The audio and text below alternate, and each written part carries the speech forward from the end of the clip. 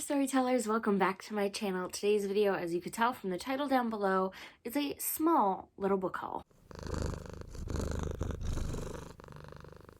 So I've been trying since I did a big unhaul. I even unhauled more after my initial video, and I've been trying to keep my shelves pretty clutter-free, only bringing in books that I'm really excited for. I've pre-ordered all the ones that I'm most excited for this year so that I get them when they come out, but that's it. I was trying not to do too much buying, was trying to work on borrowing from the library, but I caved. There was a few books that really caught my eye, and I thought I'd share them with you right now. So I have 2 new novels and 3 new graphic novels. I've been really into the graphic novels lately, or getting into them. They're something I've never really read a lot of before, so I'm exploring that sort of genre and storytelling format. But without any further ado, let's get into the haul. The first book I have is Nimona by Noelle Stevenson. This story follows a young shapeshifter named Nimona who has a penchant for villainy, and Lord Ballister Blackheart, who is a villain with a vendetta, so says the back, against Sir Ambrosius Goldenloin. This originally was a webcomic, I believe, and basically Nimona and Blackheart team up to take on the institution of law enforcement and heroics, and by extension, Sir Ambrosius himself. And they set out to prove that Sir Ambrosius and the institution are corrupt and really more villainous than Nimona and Blackheart themselves. I have already started this one. I'm a few chapters in. I am really enjoying it so far. I was really drawn to the sort of anti-hero type characters that Nimona and Blackheart are described to be. I thought, you know what, let's flip it on its head. Let's put the villains in the spot of the good guys and the good guys in the spot of the villains. And it just seemed like a fun take on that kind of story. I'm really interested to see what kind of arc Blackheart's character takes, because he starts out not being particularly evil, if that makes sense. He's a villain that follows his own rules. He has rules, and Nimona shows up and sort of turns him on his head, and she's like, why are you following the rules, man? You're a villain. Like, just do you. And it's kind of chaotic, but in the best way, so I'm really interested to see how the story ends up. The next book I have is called Amelia Unabridged by Ashley Schumacher. So this follows a girl named Amelia in her senior year. She and her best friend get to go to an event for an author they both love, an author named N.E. Ensley, who is a young prodigy of a writer. He's written the Ormond Chronicles that Amelia is obsessed with, so they're both just wildly excited when they get the chance to go to his event. And unfortunately, Jenna, Amelia's best friend, gets the chance to meet N.E. Ensley, and Amelia does not, and they have a huge blow-up fight about it. And before they can really reconcile and make up, Amelia's friend Jenna is in a tragic and freak car accident, so Amelia is left being unable to resolve things with her friend. However, when a mysterious deluxe edition of the Ormond Chronicles surfaces, Amelia tracks it down to a little out-of-the-way bookshop in Michigan, and she ends up meeting N.E. Ensley herself and starts to realize what Jenna might have been trying to tell her. I'm presuming in their big fight, it doesn't specifically say, but this seems like a particularly not necessarily happy contemporary novel. I think it's as much a story about learning to find yourself and your place in the world as it is about grief. It seemed like a really beautiful story.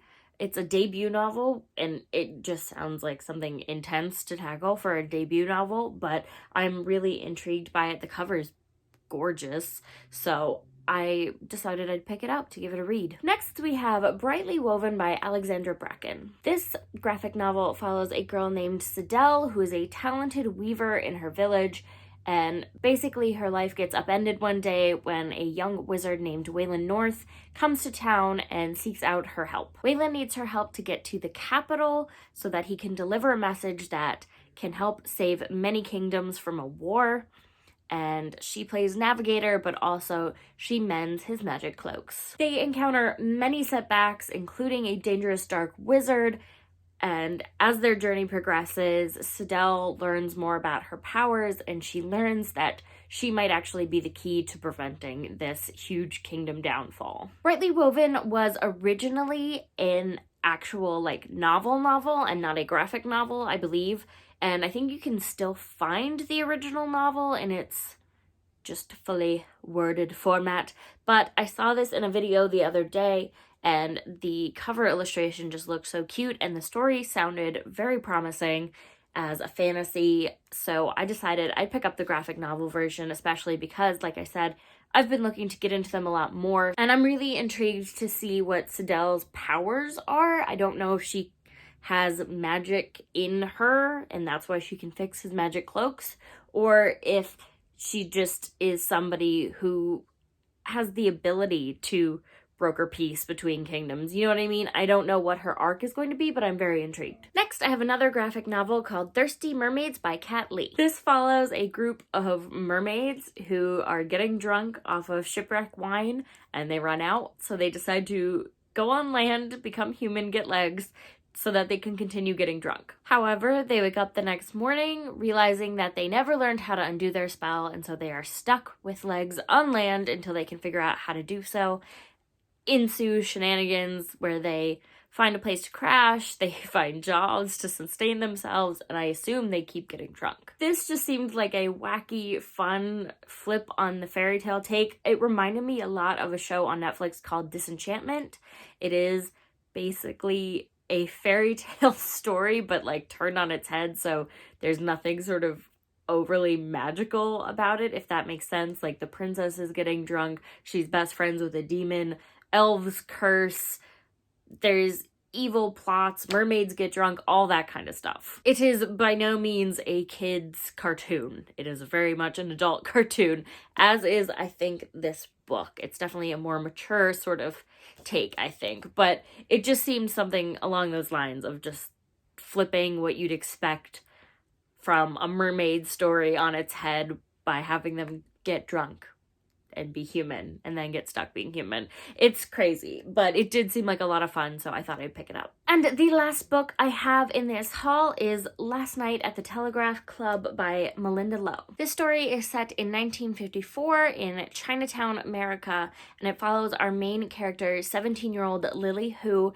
as she falls in love with a girl named Kathleen Miller. Obviously, in the 1950s, being a lesbian couple was not something that was widely accepted, very much something that people pushed into the background of the world, even though it was going on and happening. So as the Red Scare threatens everyone, especially Chinese Americans like Lily, these two girls are falling in love, sneaking out to the Telegraph Club at night to be together, and Lily is facing deportation along with her father, who has hard-won his citizenship, but it's being threatened. I've seen this going around on BookTube a little bit recently, and I've heard good things about it. It sounds like a really beautiful story, and I really wanted to check it out. It was kind of giving me the sort of LGBT plus historical fiction vibes that Evelyn Hugo gave me, which I very much enjoyed, so I wanted to pick this up pretty soon as well, I think, because